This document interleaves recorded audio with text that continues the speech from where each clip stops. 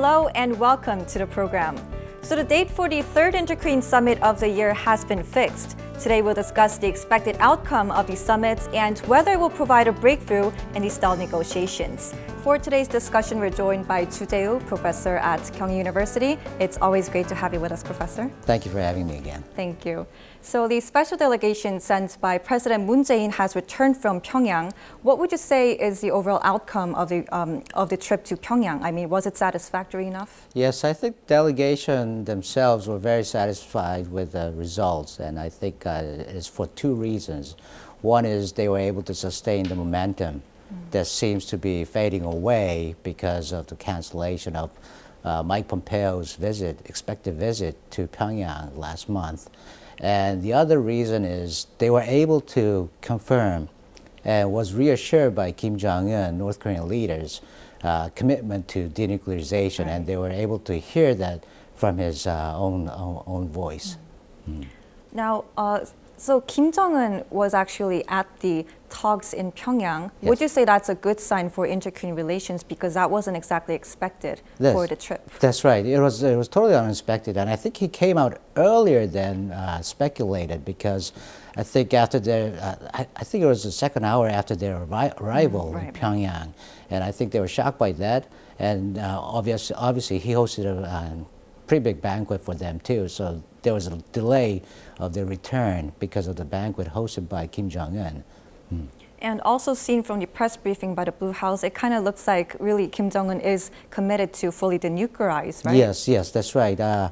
He reiterated his position again and his commitment to denuclearization, but obviously it was a little disappointment because he didn't provide any details as to how he's going to achieve that, and he didn't respond. He didn't make any response to Americans' demand as to nuclear list, right, the inventory. That's right. The materials, the facilities, and so forth.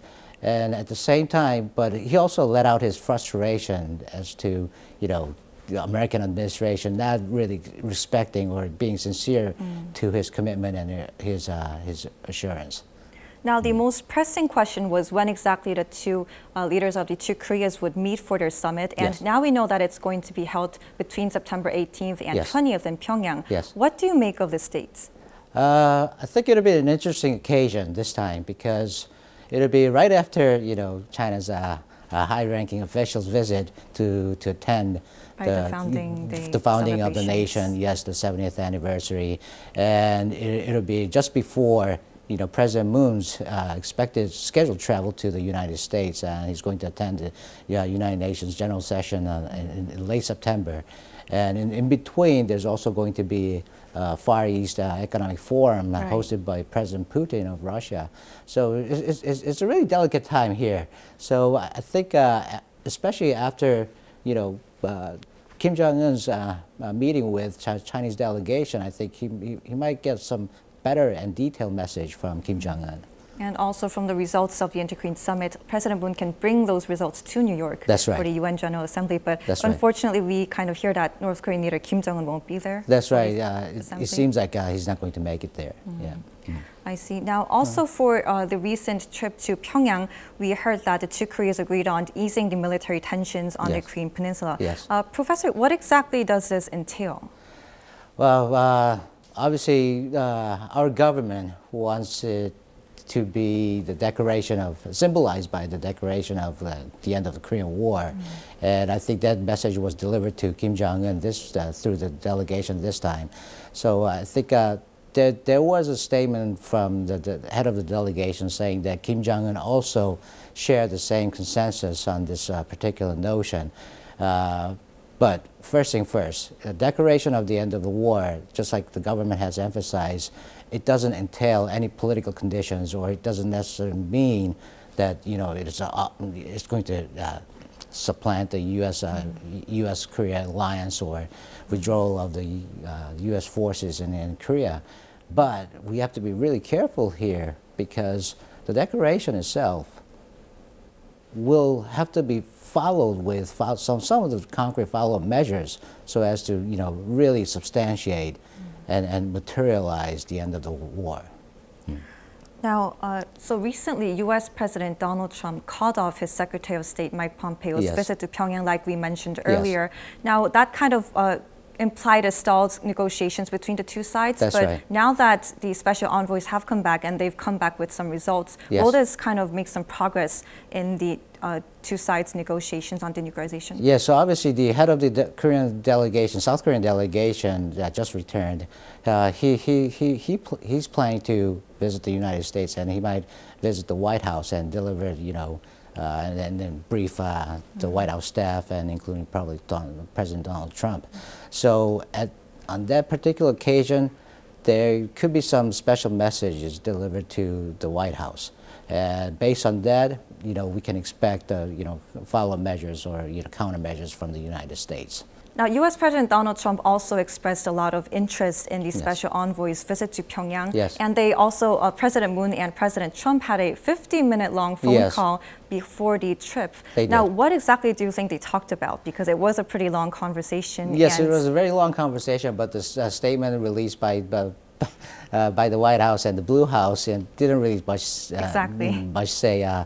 Obviously, President Trump wished the best to the delegations, and also there was a statement saying he was hoping that there could be some breakthrough in inter-Korean relations, and that's good for the stability and the peace of the Korean Peninsula. There was his blessing, but at the same time there was a different statement as opposed to what the Blue House explained about the White House position on this occasion. Obviously, the Blue House was saying that White House very much welcomed any kind of improvements, including economic cooperation between the two Koreas. But that statement was not to be found in the statement released by the White House. So I think there could be two different perspectives. Obviously, one is emphasizing on what they prefer, and the other is emphasizing what they favor. So there's a difference, but I guess despite that, I guess they all welcome the idea of an inter-Korean summit. Is a partial element of that difference coming from the maximum pressure campaign, because the two Koreas also agreed to reopen the Inter-Korean Liaison Office, but then that's kind of opposing to U.S. policy on maximum pressure and economic sanctions. Could that be part of the reason why the two sides have differences? Yes. I wouldn't call it a disagreement, but rather discord, because obviously at the United Nations, American ambassador to the United Nations, Haley, she also emphasized again once more that maximum pressure should be the best, should be the means to really press the North Korea to the negotiation table. So I guess their main emphasis is still placed on the maximum pressure, whereas we're seeking to improve the relationship through inter-Korean economic cooperation. So inter-Korean economic cooperation may require some of the lifting or easing of some of the sanctions that has been placed, either by the United States, South Korea, or the United Nations. So I guess America has expressed its little discomfort with the idea of lifting or easing the sanctions on North Korea yet. Now, amid a nuclear deadlock, what do you think President Moon Jae-in will bring to North Korean leader Kim Jong-un at the third Inter-Korean Summit? That's a good question. I think that's still up for grab. But at the same time, I guess we kind of got some basic ideas as of now, because obviously we know what the United States wants, right? The United States wants at least a list of nuclear-related facilities, materials, and so forth from the North Korea, and how they're going to proceed to denuclearize itself. But North Korea, at the same time, we also know what they really want, and they really want the declaration of the Korean on the end of the Korean War, and then peace treaty with the United States. And South Korea's position is to really improve the relationship or achieve denuclearization through economic cooperation. So there we know what these players really want, but at the same time we got to figure out how to connect them. And I think this government, especially President Moon, when he visits North Korea, I think that's the string of connection will have to be offered to Kim Jong-un. Right, especially because there are high expectations of President Moon being a good mediator between Yes, North that's Korea right. and the U.S. That's right.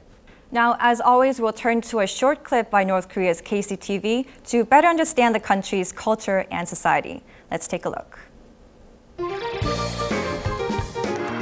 경리하는 최고 영도자 동지께서 삼지연군을 현지 지도하시면서 주신 말씀을 높이 받들고 해산철도본국의 일꾼들과 수송전사들이 삼지연 꾸리기 건설장에 필요한 물동수송을 최우선적으로 보장해가고 있습니다. 경리하는 최고 영도자 김정은 동지께서 이번에 삼지연군을 현지도하시면서 제시하신 강력적 과부를 철저히 관철하기 위해서 우리 해산철도본국 안의 전체 수송전사들은 한 사람같이 떨쳐나섰습니다. 우리들은 수송 실적이자 삼지연군 꾸리기 실적이라는 것을 명심하고 수송 조직과 지휘를 과학화 합리화하고 기관차, 화차, 수리보장 대책을 철저히 세워 정산 돌격운동으로 삼지연군 꾸리기 물동수송을 책임적으로 보장하겠습니다. Now, during the April 27 Inter-Korean Summit, Kim Jong-un showed particular interest in modernizing the country's railways and roads. It seems to be a very key part of the country's economic growth and also Kim Jong-un's economic reform initiative. Is that right? Yes, indeed, because we look at the transportation system in North Korea nowadays, especially their logistic industry. There's nothing they can really depend on for logistic reasons, and the railroad is the best means and best viable ways to really transport all these materials and goods for their economic development purposes. So that's why they're heavily betting on railroad cooperation with South Korea for this particular reason. Had they had better logistic industries with trucks and cars and automobiles and so forth, then railroad cooperation wouldn't be on the agenda. But from looking at it from North Korean perspective, that's why railroad has been a keen interest of North Korea in terms of economic cooperation with South Korea. And it'll be of mutual benefit because that will also help South Korea's economic growth as well, right? Yes, definitely, because for us, and also at the same time, it'll benefit China a great deal because China's northeastern region is also underdeveloped in terms of its industry development, and because they don't have an outlet to Pacific markets. So in a way, if they can connect themselves with North Korea through railroad and connect the South Korean market with the railroad, then it'll be a win-win situation for all of us. Definitely a win-win for all three countries. That's right. And as we mentioned, a key inter-Korean economic cooperation project is railway connections. Why is it so important and how much progress has been made so far? Let's find out. Seoul is focusing on economic cooperation with Pyongyang ahead of the third Inter-Korean Summit of the year. One of the projects under active discussion is connecting the railways between the two Koreas. A blueprint is being created for the joint railway project with President Moon Jae-in fully committed to it. 남북 경협 사업의 추진을 위한 남북 공동조사 연구 작업이 시작될 수 있기를 기대합니다. President Moon underlined his strong commitment to joint economic projects with North Korea during the April 27th Inter-Korean Summit. 동해선 및 경의선 철도와 도로들을 연결하고 현대화하여 활용하기 위한 실천적 대책들을 취해 나가기로 하였다. South and North Korea agreed in the Panmunjom Declaration to connect and modernize their railways. Rail connections are an integral part of President Moon's new economic map for the Korean peninsula.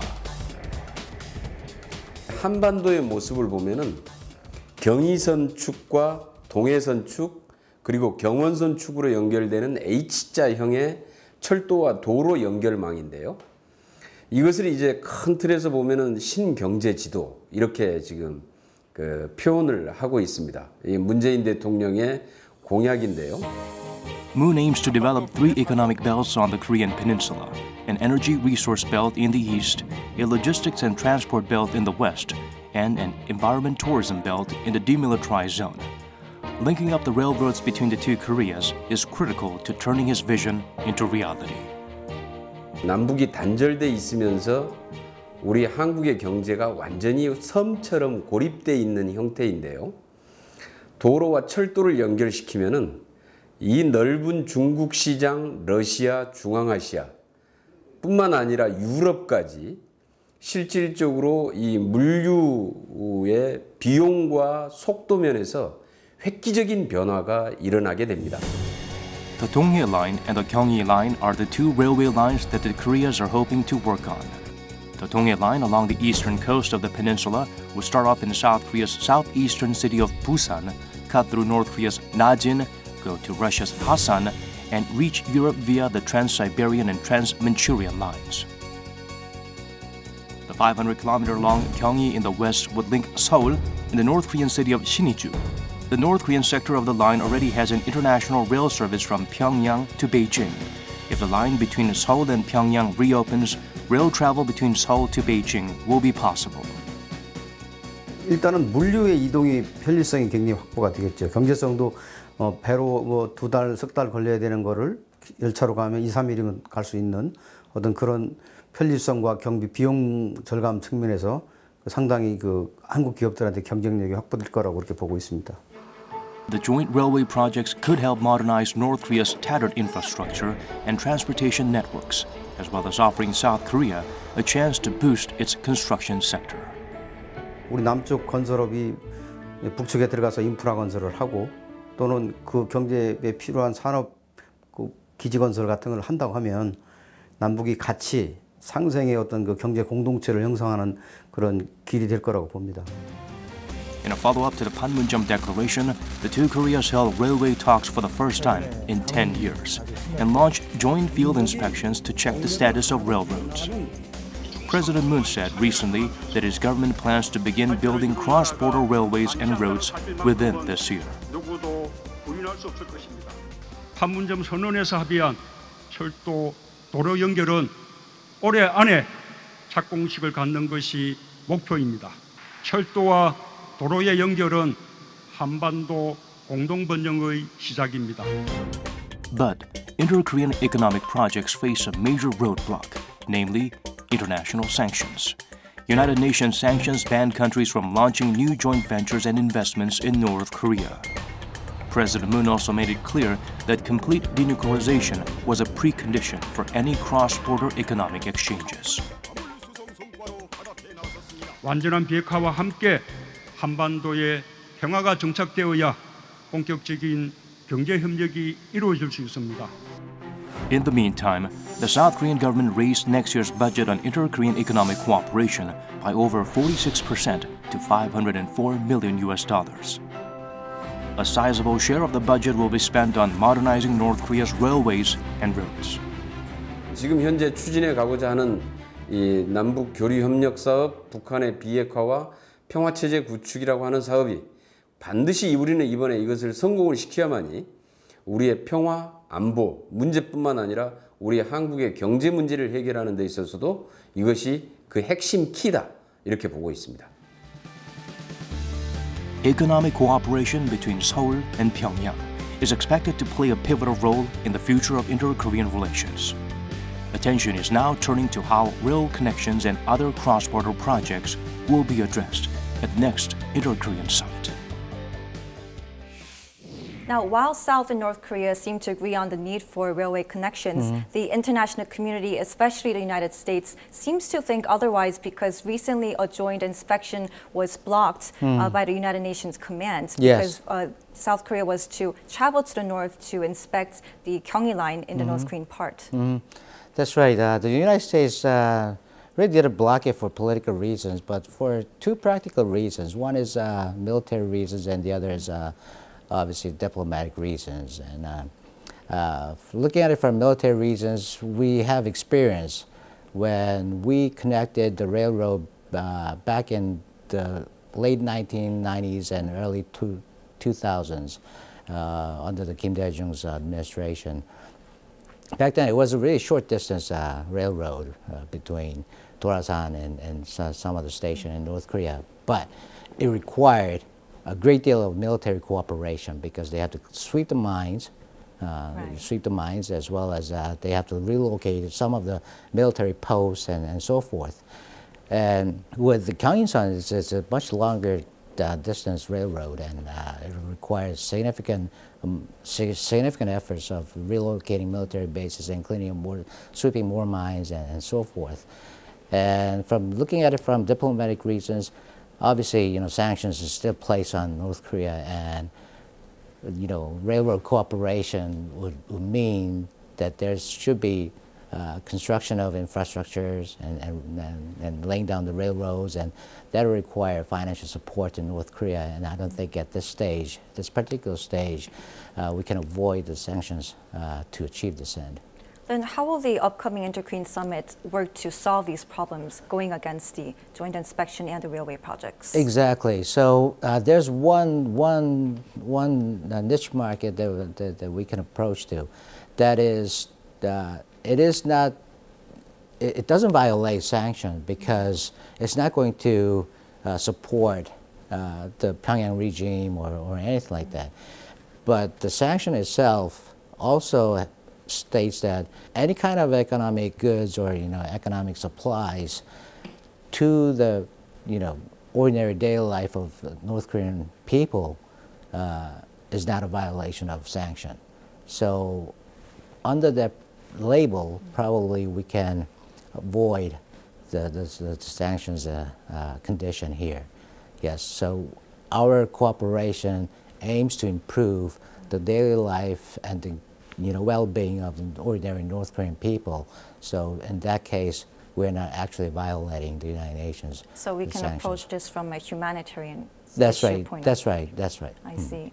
Now, it seems like the South Korean government is trying to improve inter-Korean relations through economic cooperation in order to drive denuclearization. Yes, that's right. Do you think this is a suitable strategy for the two Koreas? Yes, from an idealist perspective, definitely.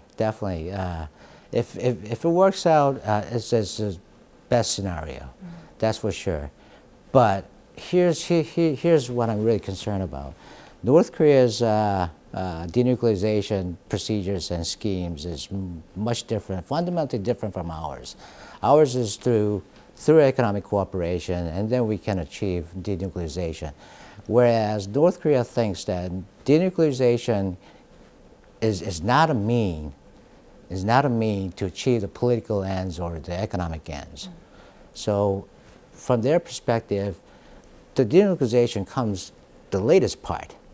They want security assurance first, perpetual peace settlement on the Korean Peninsula, and then they're willing to proceed to denuclearization itself. And while this denuclearization process is going on, they think that the trust building or confidence building can be achieved. So basically, we have two different dreams in the same bed. And even if we achieve all that, do you think that will be possible within President Trump's term? Because apparently Kim Jong-un told the special envoys that he'll have all these things done, especially denuclearization, before the term ends. We got to be careful. It's achievable during President Trump's terms, because he might, have another term. But President Moon's term is really short, and Kim Jong-un is going to be there forever. If you look at it from the time period perspective, then our government is running out of time here. So it's definitely important to achieve it by President Trump's first term. That's right. I see. Yes. Professor, thank you so much for your time and insights today. Thank you. So the slogan for the upcoming Inter-Korean Summit is Peace, a New Future. Hopefully the meeting will help the two Koreas achieve peace and also chart out a new future of denuclearization and peace on the Korean Peninsula, as it says in the slogan. Well, this is all we have for you today. We'll be back next week. Thanks for watching.